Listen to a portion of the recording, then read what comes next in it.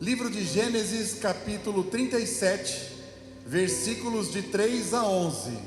Ora, Israel amava José mais do que a todos os seus filhos, porque ele era o filho da sua velhice, e ele lhe fez uma túnica com muitas cores.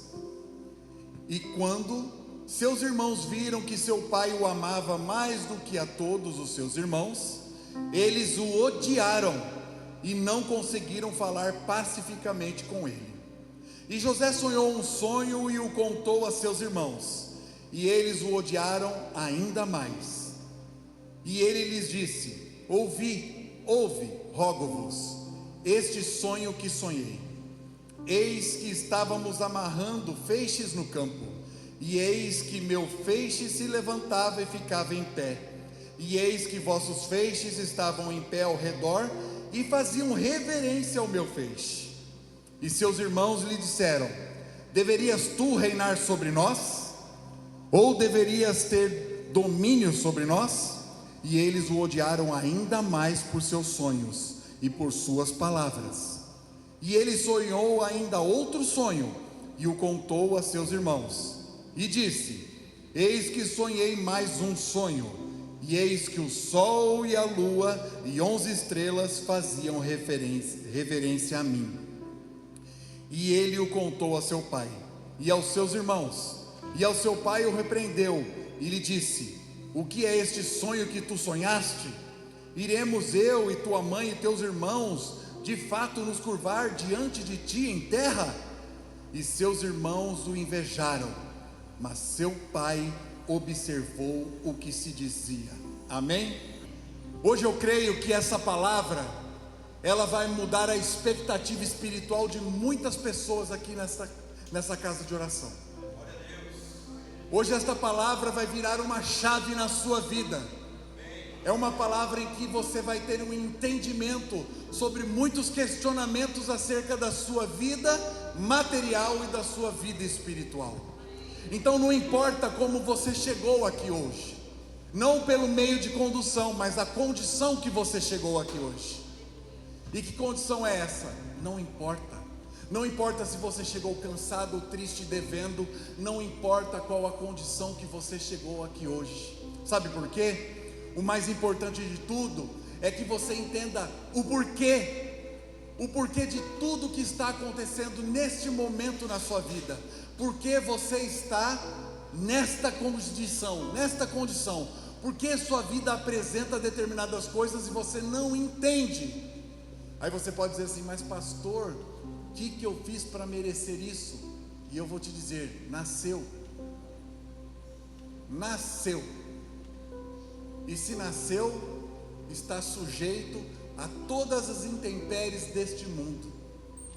E é interessante que quando nós temos o entendimento acerca do que se passa na nossa vida, por que nós estamos em determinada condição ou situação, nosso fardo vai ficar mais aliviado, porque nós vamos entender que há um propósito do Senhor em tudo que nós fazemos, em tudo. É interessante que neste sábado que passou, nós tivemos a casa de Obed-Edom, e o Mateus, meu sobrinho, ele fez um fechamento.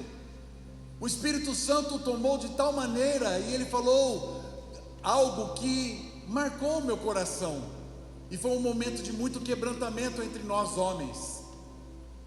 E ele disse assim: muitas vezes nós estamos ansiando por determinadas coisas, que elas aconteçam em nossa vida. Muitas vezes nós queremos alcançar um objetivo, muitas vezes nós queremos colocar as mãos em algo que vai nos beneficiar, mas infelizmente na nossa ótica nós não alcançamos. Mas por quê? Porque não chegou o tempo de maturação ou maturidade nas nossas vidas. Então nós ficamos presos em uma vontade que nós não alcançamos. Mas será que aquilo que você quer tanto seria uma bênção naquele momento na sua vida?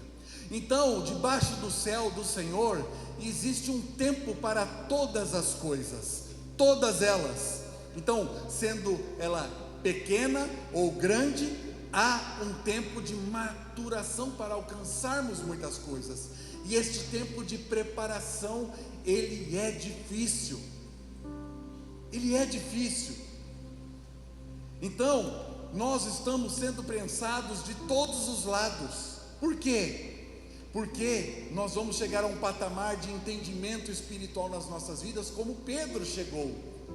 Quando Jesus ressuscita, Jesus vai para a beira do mar, onde ele viu a primeira vez Pedro. E Pedro tinha voltado a pescar, porque Pedro, lá atrás no túmulo de Jesus, ele perdeu uma esperança. Ele andou 3 anos com o Senhor e ainda não havia entendido.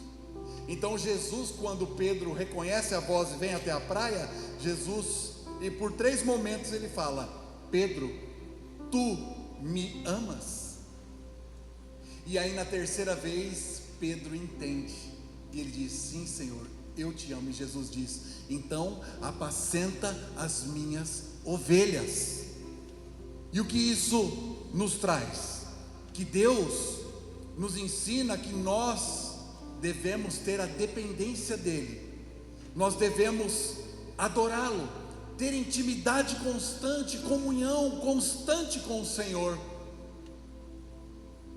E se nós não formos forjados nisso, a nossa vida se perde, porque Deus, Ele está constantemente nos ensinando, através da sua palavra, e por meio dos processos que nós também vivemos, constantemente. Sabe por quê? Porque o caminho que Ele tem preparado para nós, nós vamos enfrentar as maiores dificuldades, é o tempo inteiro a forja, porque se nós não formos forjados na dificuldade, nós ficaremos numa zona de conforto, e aí nós passamos a entender porque há tantas portas fechadas, há tantos nãos, porque passamos por humilhações, porque nós passamos por momentos de solidão, esquecimento, de abandono,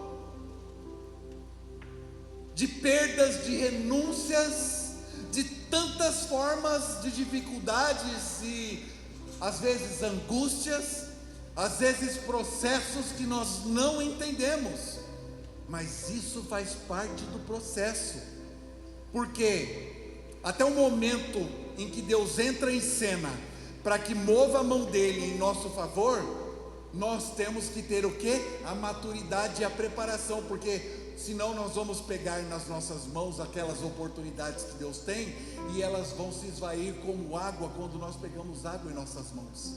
O máximo que fica a mão úmida ou meio molhada da água. Então, o que acontece aqui? Nós temos que ser forjados na dificuldade. Mas pastor, você só fala em dificuldade. Sabe por quê? Eu não gosto muito de falar das bênçãos e das bonanças. Sabe por quê? Porque é nelas que nós caímos com facilidade. Porque muitas vezes nós recebemos a bênção e nós vamos passear na vinha, e nos esquecemos que a bênção tem que ter manutenção, e a vida espiritual tem que ser constante. Muitas pessoas já entraram por esta porta, receberam das mais variadas bênçãos grandiosas, e a primeira coisa que ela fez foi passear na vinha, deixando Jesus para trás, Jesus comendo poeira.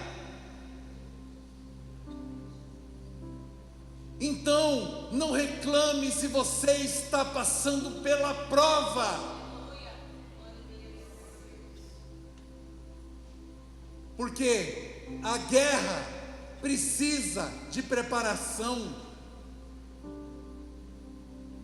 Você não pode estar de qualquer maneira numa guerra, na luta diária, você não pode.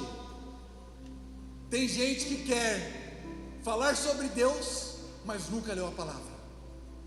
Tem gente que quer profetizar, mas nunca leu a palavra. Tem gente que quer falar de determinado assunto, mas nunca estudou sobre ele. Em tudo na vida demanda esforço e preparação. Se você quer assumir um lugar alto, que Deus te dê um lugar alto, você tem que ser forjado e preparado. Você não nasce andando, você não nasce lendo e escrevendo. Tudo é um processo de preparação. Cai, levanta, até sua musculatura ficar firme, para que você comece a dar seus primeiros passinhos. Você quer escrever um texto? Você tem que começar a aprender primeiro o alfabeto, depois formar palavrinhas, depois você forma algumas frases, depois você aprende alguns conectivos, e aí você forma um parágrafo, e depois desse parágrafo você forma um outro parágrafo, e conclui aquilo que você está falando. Mas para isso você teve que ter uma formação, e tudo demanda dificuldade. Tudo demanda dificuldade. E se nós entrarmos por aquela porta e só quisermos bênçãos em nossas vidas, vai ser triste demais. Por quê? Porque aqui nós temos que pedir: Senhor, me forja, me dá uma estrutura, para que quando eu pisar lá fora, eu bater o olho em uma situação, eu estou tão preparado com a palavra que o Espírito Santo já me impulsiona a dizer: não, eu não quero, não, isso não é para mim, sim, isso é de Deus. Eu vou ter o discernimento do Espírito acerca do que eu estou passando. Eu estou passando isso porque foi fruto do meu plantio, entendo perfeitamente, mas Senhor, como que eu corrijo? Qual é a estrutura que o Senhor vai me dar para que eu possa corrigir, para que eu possa reverter esta situação? E assim foi com José. José, ele foi preparado para o trono. A palavra sobre José do Egito, como nós conhecemos, é uma das palavras mais fantásticas que tem na palavra do Senhor. É uma palavra forte que nos dá muitos ensinamentos. Só que quando nós lemos um dos livros de Salmos, o livro de Salmo diz que a palavra provou José. A palavra de Deus provou José. Dá uma olhada nisso aqui. Salmo 105, versículos 17 a 19. Enviou um homem perante eles, José, que foi vendido como escravo, cujos pés machucaram com grilhões, foi posto em ferros, até o momento em que veio a sua palavra, a palavra do Senhor, e o provou. Olha o que José foi submetido: escravo, ferrolhos, ferro, e ainda a palavra provando ele. E é interessante que quanto mais José avançava nesse caminho do propósito, mais parecia que ele se afastava do propósito. Na nossa visão, a prisão de José era o fim para ele, como muitas pessoas aqui, que em sua visão, o que estão vivendo é o fim. E aí entra no cenário Deus, porque Deus, ele inverte a cátedra do mundo, ele usa as coisas loucas para confundir as sábias. Ele trabalha de uma maneira diferente, que não alcança o nosso entendimento. A palavra diz que os meus pensamentos são mais altos que os vossos, e os meus caminhos são mais altos que os vossos. Então nós não vamos entender, porque o que Deus faz? Deus, ele dissipa a atenção até mesmo de quem está na prova. Como assim a atenção? Deus, ele confunde o inimigo. Ele não dá parâmetros e nem margem para que saibam o que ele está fazendo. Por isso que muitas vezes Deus trabalha no silêncio. Aí fala assim: esse José não vai dar em nada, esses Josés aqui não vão dar em nada.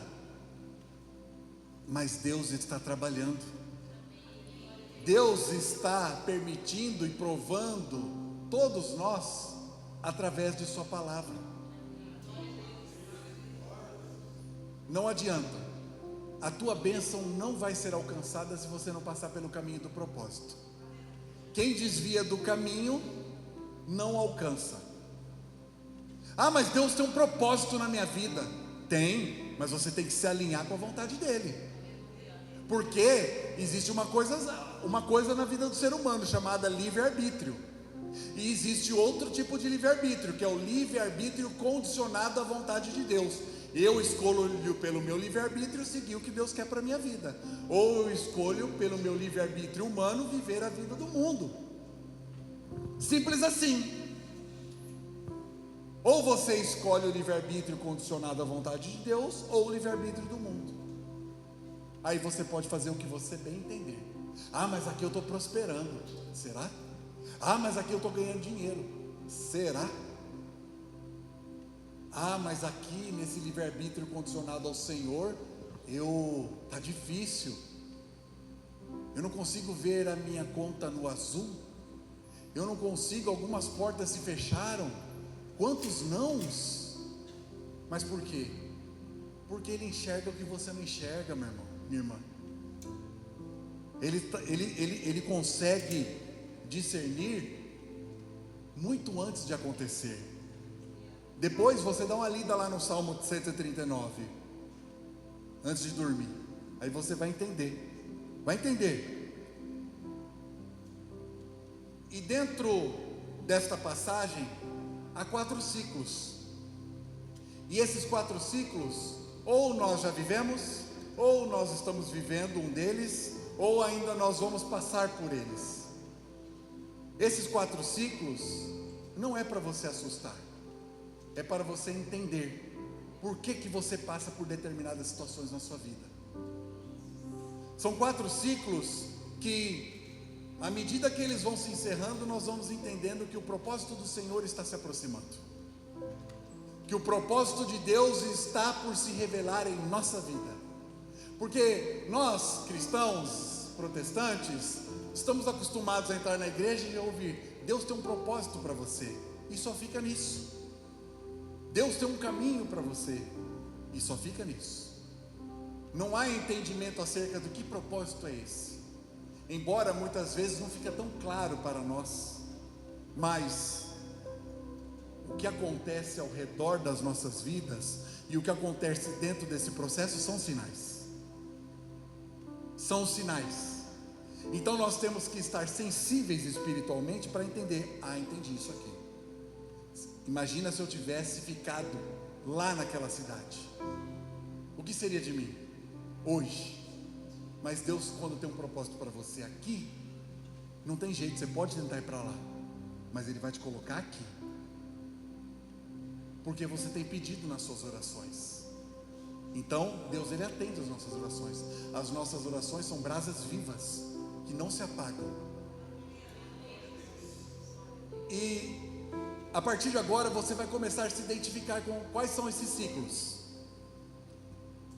José, ele tinha 17 anos de idade no momento do contexto desta palavra, ou seja, era um jovem cheio de projetos, anseios, vontades, porque era um jovem. E a palavra de Deus diz que seu pai amava José mais que os outros irmãos. Então seu pai, que é Israel neste momento, mas era chamado no início de Jacó, seu pai tece uma túnica colorida.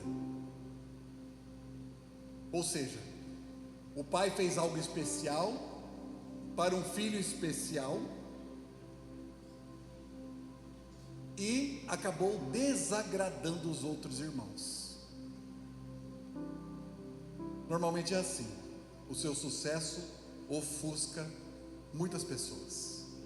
Por isso que é importante silenciar. Por si só, vão ver.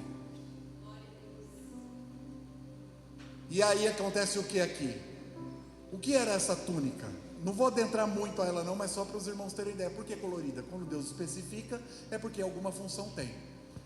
Colorida porque o pai elege ele como primogênito. O pai tira essa primogenitura de Rúben, o mais velho, e entrega para José. Ali existe algo sacerdotal em cima de José. E a palavra nos mostra que os irmãos pararam de falar com ele pacificamente. Ou seja, o relacionamento começou a soltar faísca. José vai falar com o irmão, cala a boca, não falei com você. Vai falar com outro irmão, eu te ignoro. E para piorar a situação, quem é que deita e quer sonhar? Ninguém, é involuntário. Mas Deus deu o sonho para José, o sonhador. E aí ele conta sobre os feixes. Eles colhiam, amarravam e ficava um feixe. E o feixe dele ficou sobreposto ao dos irmãos. Os dos irmãos ficaram em volta e se curvaram diante dele. Aumentou o quê? A inveja e a ira. E se não bastasse isso, José teve outro sonho. E ele inocentemente conta para os irmãos: o sol e a lua e 11 estrelas se curvaram diante de mim.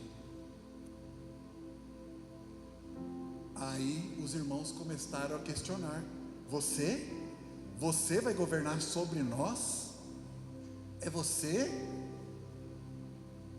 Um moleque, um pirralho? É você? Imagina o clima tenso dentro desta família. E não para por aí. Não para por aí. Mas a palavra diz que o pai o repreendeu, porque de certa forma ele contou de uma maneira inocente, mas de certa forma com um ar que eu vou dominar vocês.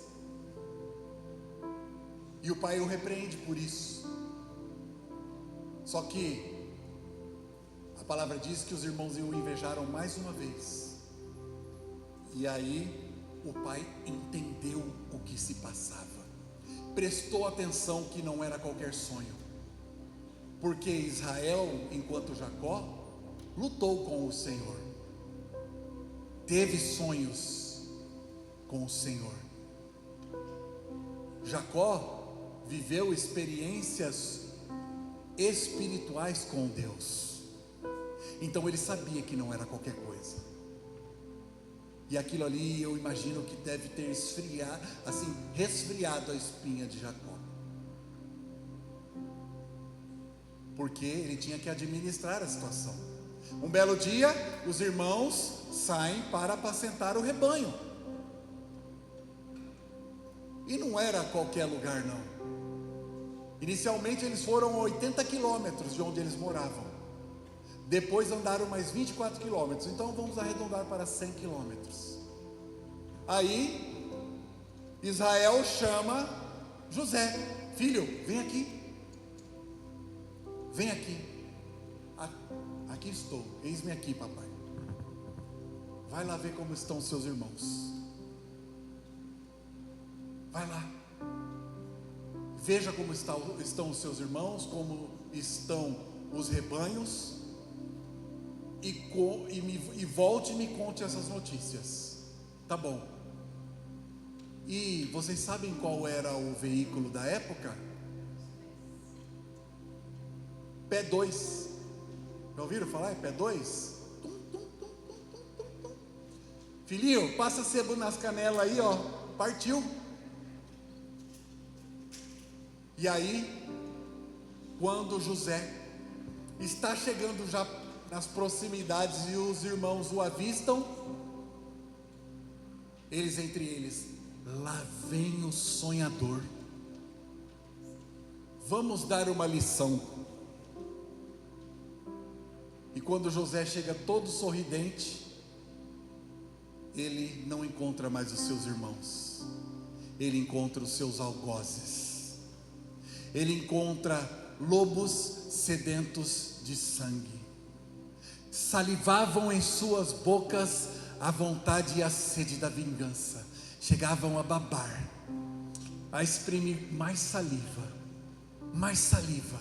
muita saliva, com um desejo de vingança. E o que acontece? Arrancam a sua túnica, que era o presente de papai, e o lançam em uma cisterna vazia. Estudos dizem que tinha 7 metros de profundidade. Imagina José: ei, que brincadeira é essa? O papai mandou eu vir até aqui, eu tenho que voltar, me tirem daqui. E ali eu imagino que xingaram José. Ali eu imagino que cuspiram em José, literalmente. Destilaram os seus venenos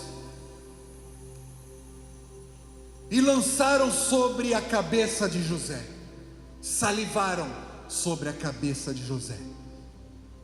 E este é o primeiro ciclo, quando temos saliva suficiente sobre a nossa cabeça.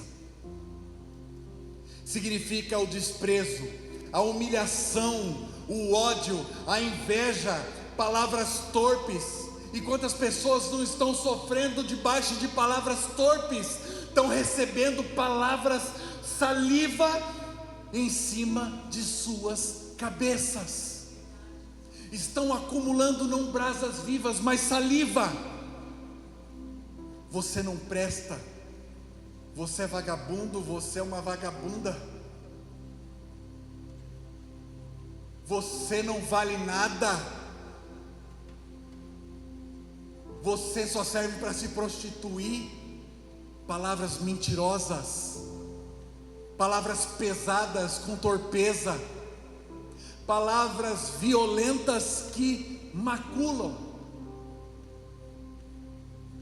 Aqui, como a pastora Karen falou sobre o palavrão, quando emite o palavrão, você está ali sugando todas as coisas espirituais de uma pessoa, você está amaldiçoando.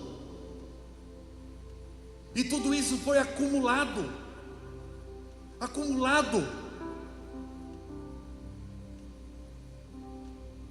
E nós temos alguns exemplos na palavra, na Bíblia, de pessoas que cuspiram, salivaram, destilaram veneno, algozes do crescimento.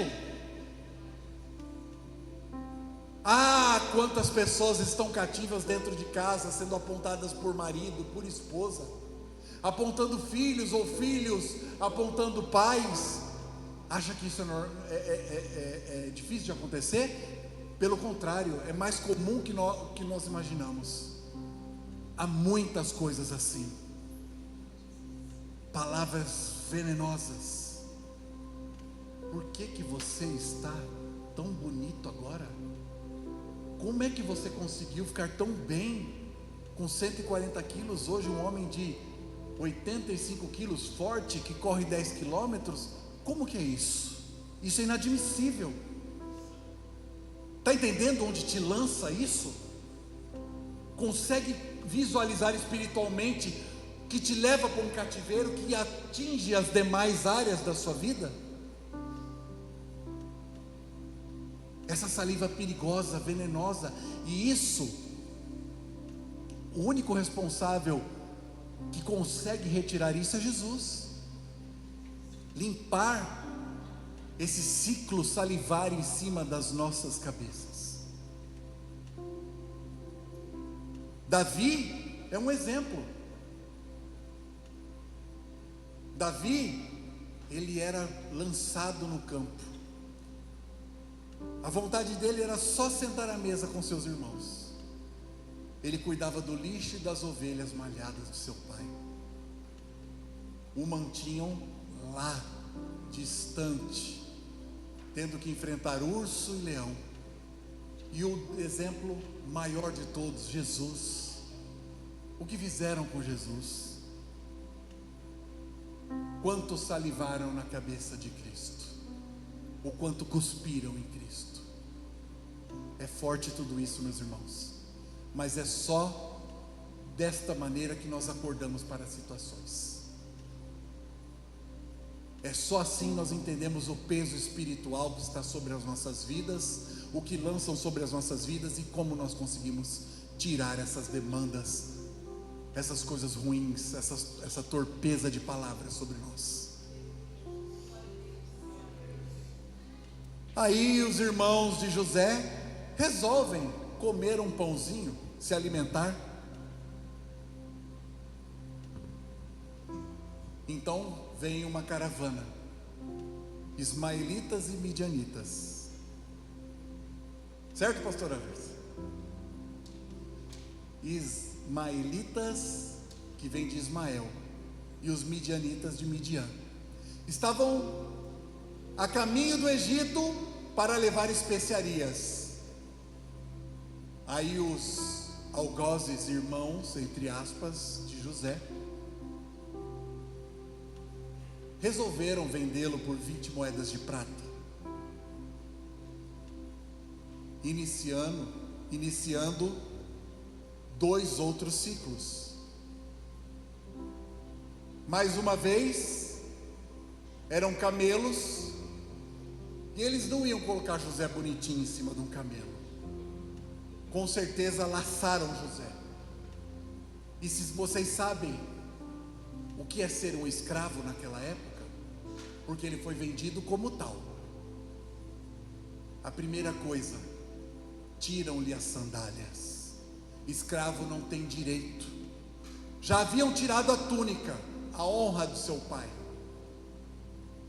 mas uma coisa jamais iriam conseguir: tirar a unção de Deus sobre a vida dele. Podem tirar tudo, menos a liberdade que Jesus conquistou por nós. Podem tentar tirar tudo de nós, menos aquilo que Jesus conquistou, que é a nossa liberdade espiritual. Podem calar a nossa boca, podem cerrar os nossos punhos, podem aprisionar as nossas pernas, podem ceifar as nossas vidas, mas o nosso espírito é livre em Cristo. Entendem a profundidade disso? E ali amarraram José e falaram: vamos falar para o papai que encontramos esta túnica e estava cheia de sangue. Mataram um animal e embebedaram no sangue e levaram para seu pai.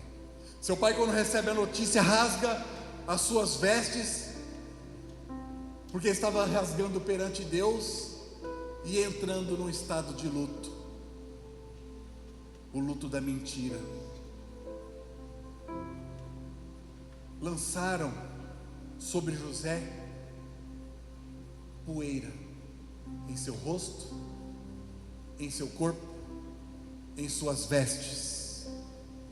Deixaram José para trás. Poeira significa esquecimento. Quem foi deixado para trás comeu poeira. E normalmente é assim. Muitas vezes somos usados no momento de dor, e no momento da alegria e da festa que a pessoa se levantou, ela parte e deixa poeira. Nem muito obrigado ela deixa. Ela deixa você endividado, ela deixa você em maus lençóis, ela deixa você zerado, sem nada, sem perspectiva, e esquece de você. Lança sobre nós a dor do esquecimento. Na hora da tristeza elas te chamam, na hora da alegria ela escolhe outras pessoas menos você. menos você. 20 anos roubado de poeira para trás, 20 anos de páginas em branco. Furtaram, não, roubaram é com violência. Roubo é com violência. Violentaram Jacó, que é Israel, violentaram um menino de 17 anos, não permitiram que eles escrevessem a sua história a próprio punho. E é uma história que não se recuperava mais, porque o tempo decorrido foi e nós não temos a oportunidade de voltar. A única coisa que o papel vai aceitar é a história contada. Aqui inicia algumas páginas em branco, porque me roubaram, me violentaram, cuspiram em mim e me deixaram para trás. A própria sorte. A própria sorte. E José segue aquela caravana como escravo. E o segundo ciclo é o da poeira, mas junto tem o terceiro ciclo. Um menino, filhinho do papai, com os pés descalços no deserto, feridas e sangue sobrevieram. Os escravos, como eu falei, ficavam descalços. Quando Pedro foi preso por Herodes, a primeira coisa que Herodes fez, tirou a túnica, a capa de Pedro, que representa a autoridade, tirou o cinto e tirou a sandália. E o que Herodes quis dizer com isso? Você é escravo agora, você está sob o meu domínio. Mas Herodes se esqueceu que tinha uma igreja orando por ele, por Pedro. Pedro sai daquele lugar, calçando as suas sandálias, vestindo a sua capa e atando o seu cinto.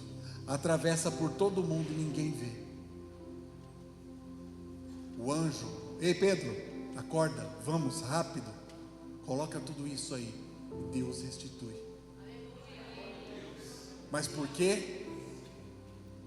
Deus tinha um propósito, assim como tem nas nossas vidas. Há estudos também que Davi apacentava as ovelhas descalço, porque ele era tido como um escravo, um bastardo, um esquecido. Mas quem enxerga Davi no pasto, atrás das malhadas e do monturo, é o Senhor. Ninguém se assenta à mesa antes que ele chegue. Não acontece nada aqui se ele não estiver presente. E até hoje o nome de Davi é reverenciado em Israel como o maior rei da história.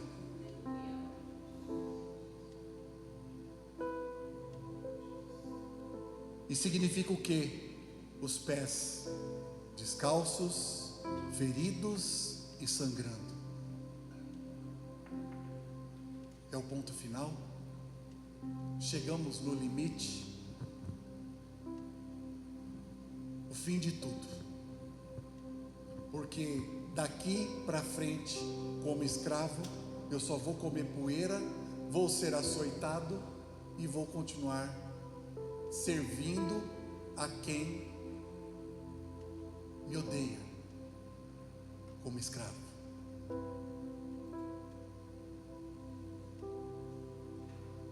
Três ciclos realmente difíceis, mas há uma saída. Para nós há uma saída, não é seu fim.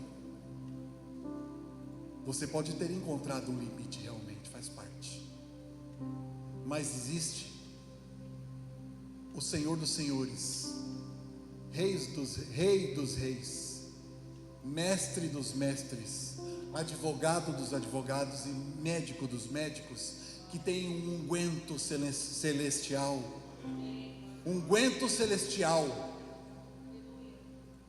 para atar suas feridas. E além de tudo, ele paga as suas dívidas, assim como pagou lá na cruz do Calvário. Não é, enquanto o homem coloca um ponto, já foi falado muitas vezes sobre isso, Jesus vem e coloca uma vírgula embaixo, e um novo de Deus se inicia.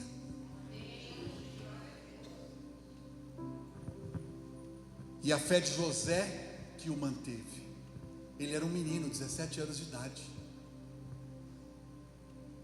Não era como os jovens de hoje, que tem muita informação. Era diferente, era muito mais rudimentar. Mas Deus dotou José de alguns talentos. Então ele chega no Egito com a caravana. Como ele era um menino bem afeiçoado, foi comprado pelo general Potifar. Ali ele começa a trabalhar e se torna o gerente de tudo de Potifar. Ele andava com o cartão de crédito de Potifar. Ele que fazia os Pix para Potifar. Patrão, quanto que eu vou passar de Pix? Ele administrava os mantimentos, ele administrava quem cuidava dos rebanhos, ele administrava tudo, ele era o gerente. Mas o destino, na nossa visão, lhe prega mais uma peça. A mulher de Potifar, misericórdia. E estudos dizem que a mulher de Potifar era a mulher, era um avião sem asa, um Boeing, um míssil, o Thunder Tank, tinha o poder de Tandera. Oh!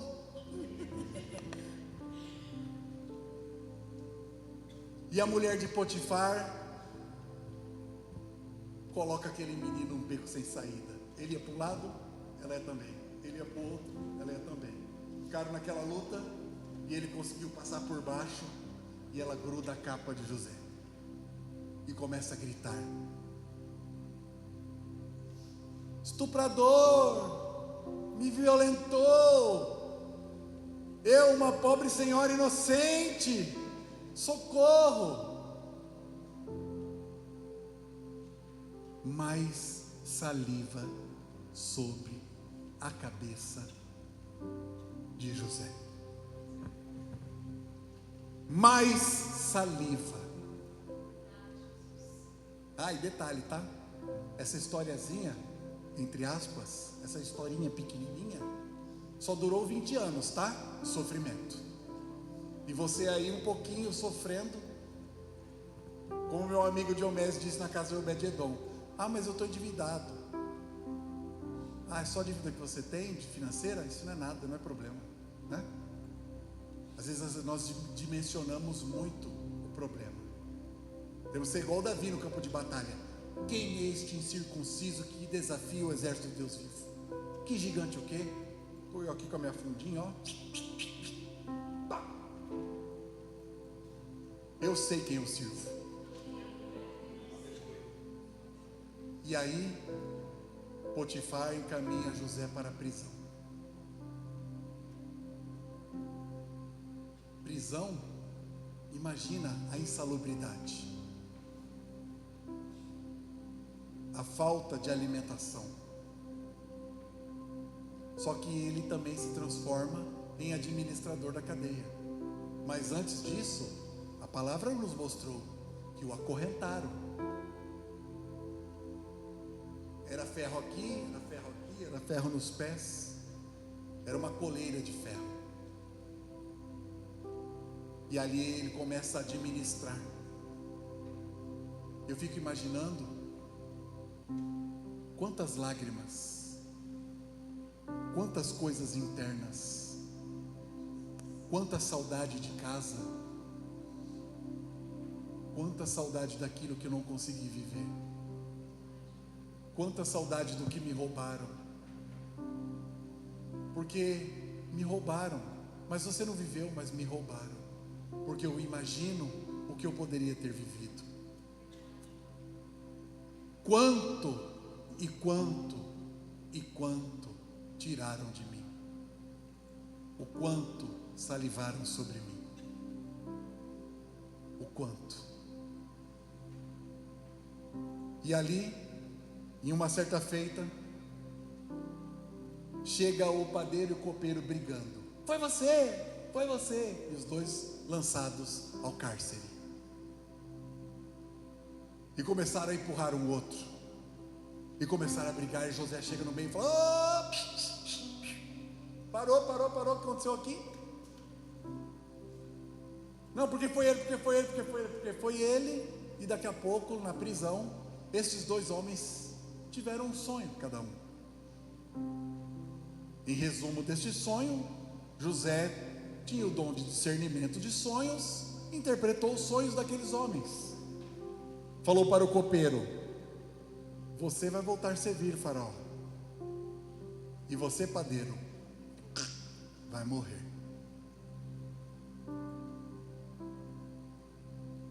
Quando esses dois homens saem da prisão, ele fala assim para o copeiro: quando chega lá em Faraó, se lembra de mim. Só que as pessoas estão acostumadas aos seus interesses próprios, não querem olhar para o próximo. Tudo bem que existia um tempo de Deus, era o momento certo, mas esse esquecimento durou 2 anos. 2 anos de prisão, de cárcere, não é uma brincadeira. 2 anos não. Então, mais uma vez, poeira para trás. Mais uma vez é deixada a poeira para trás. Mais uma vez, a poeira se junta à saliva e vira um barro, uma lama, uma crosta. Mas Deus é o Altíssimo, Todo-Poderoso, e mostra para Faraó que haveria um período de fartura e um período de escassez.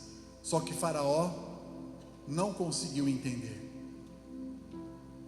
através de 2 sonhos que ele teve. Ele não conseguiu entender, e os sábios do reino ali, de Faraó, também não conseguiram interpretar. Aí o abençoado do padeiro falou: excelentíssimo, com a devida vênia, eu peço a ti uma oportunidade. Tem um menino ali que ficou comigo na prisão, que contou isso, aconteceu isso. No entanto, o padeiro e eu estou aqui.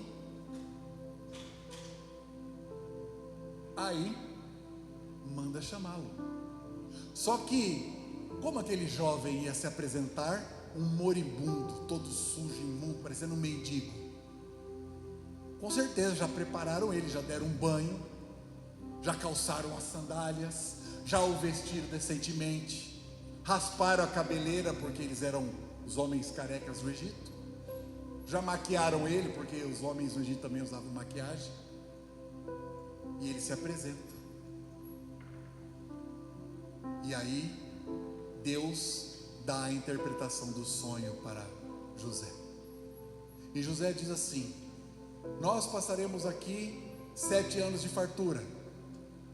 As espigas, porque Faraó sonhou o seguinte, que haviam as espigas gordas, e de repente vinham algumas espigas, 7 espigas gordas, e depois 7 espigas magras, e devoravam essas espigas gordas.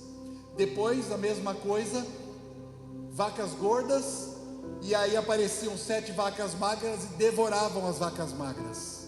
Em resumo, tá? Sem detalhes. E aí José, o Deus Altíssimo, instruindo José, deu a interpretação para ele. E ele diz: Senhor, aqui vai acontecer o seguinte: vão ser 7 anos de fartura e 7 anos de escassez. Abasteça os seus celeiros enquanto é tempo, administre toda esta região, para que nos anos de falta de provisão, vocês tenham em seus celeiros. Arrume alguém que tenha essa capacidade de administração. Aí Faraó falou: você Dá um anel para esse menino.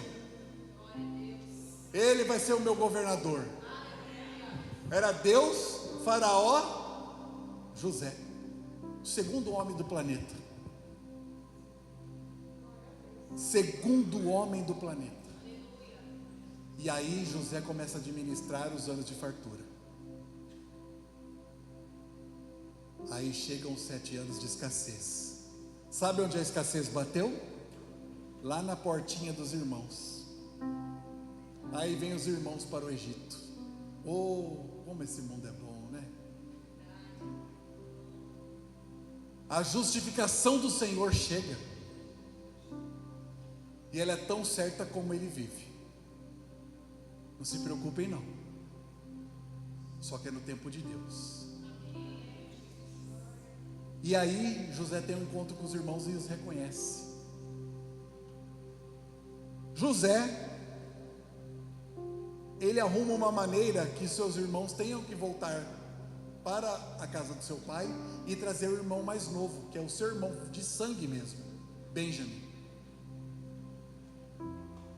E eles ficaram desesperados, porque um ficou preso.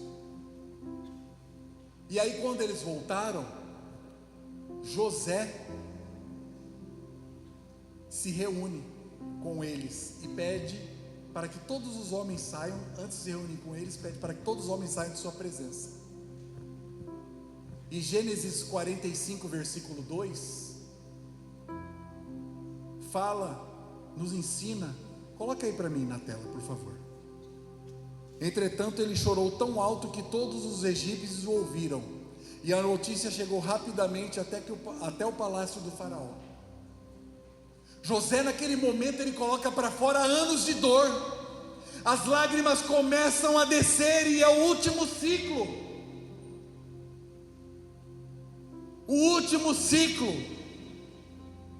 é o ciclo de colocar para fora tudo aquilo que estava guardado no silêncio, no escuro sombrio, na dor. A justificação de Deus chega, mas José ainda estava em teste. Quando as lágrimas começam a ser derramadas, Deus vai nos colocar em uma situação em que nós vamos poder colocar tudo isso para fora.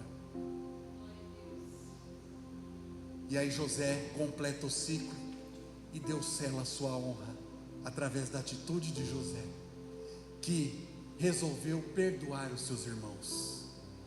José ainda teve 17 anos de convivência com seu pai. Seu pai chegou no Egito com 130 anos e morreu com 147. José tem 2 filhos, e alguns estudos dizem que José se casa com uma egípcia chamada Asenate. E essa moça era simplesmente filha de quem? Potifar. Houve reconciliação com Potifar também. E aí o nome dos filhos de José: Manassés, Deus me fez esquecer. E Efraim, Deus me prosperou ou me honrou na terra da minha aflição. Deixa Manassés e Efraim nascer em vossas vidas.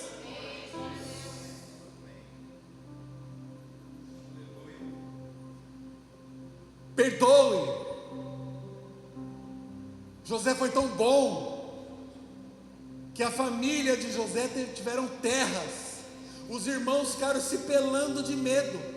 O teste que José fez com eles era para testar se eles se arrependeram mesmo. E todos os sinais mostraram para José que havia um arrependimento.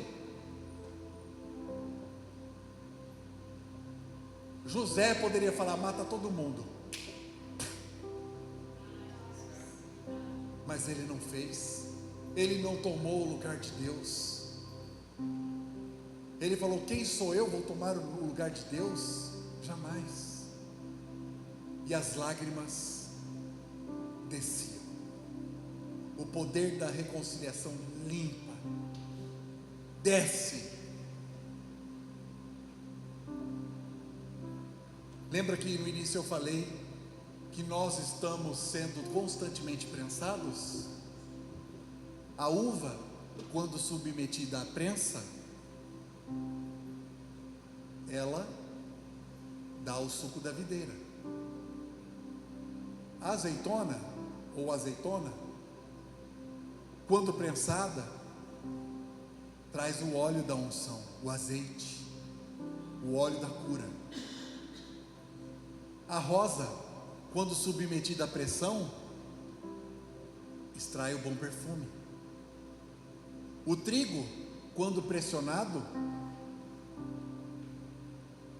gera o pão. E o joio, quando também pressionado, ele destila o veneno. Quem que você quer ser nessa história toda? Quer alcançar o caminho do propósito? Seja uva, azeite, flor, trigo. A aprovação tem um propósito, meus irmãos. Não é sobre quem ou o que nos fez sofrer. Nunca vai ser sobre isso. Nunca.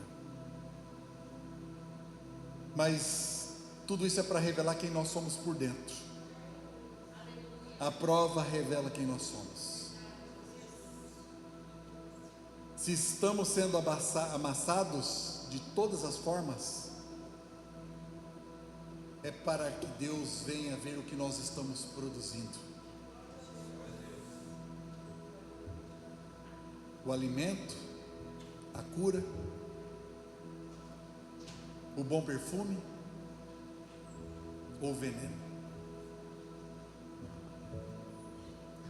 Felizes nós seremos pelas portas fechadas. Felizes nós seremos pelos nãos. Felizes nós seremos por quem, pela poeira lançada em nossa cara, pelas cusparadas dadas em nossa face. Felizes nós seremos pelas feridas nos nossos pés, pelas marcas dos nossos pés. Felizes nós seremos pelas lágrimas acumuladas, mas um dia derramadas pela a oportunidade que Deus nos dará.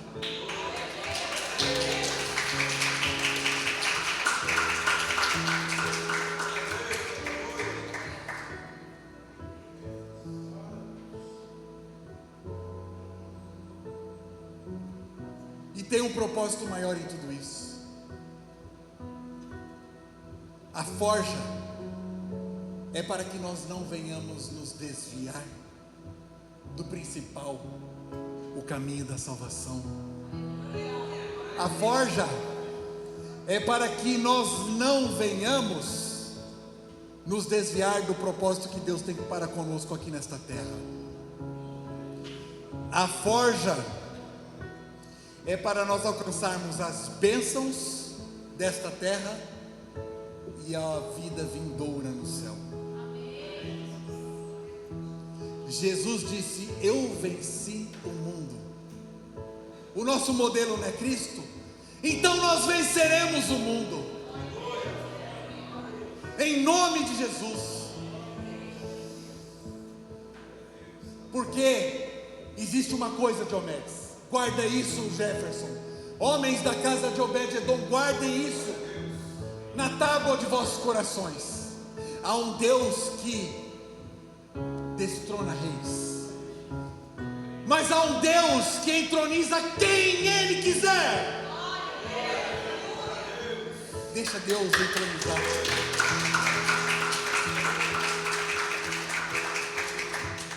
A justiça é dele, nós seremos justificados. Marca hoje, meu irmão, você, nos processos que estão vindo, judiciais, será justificado.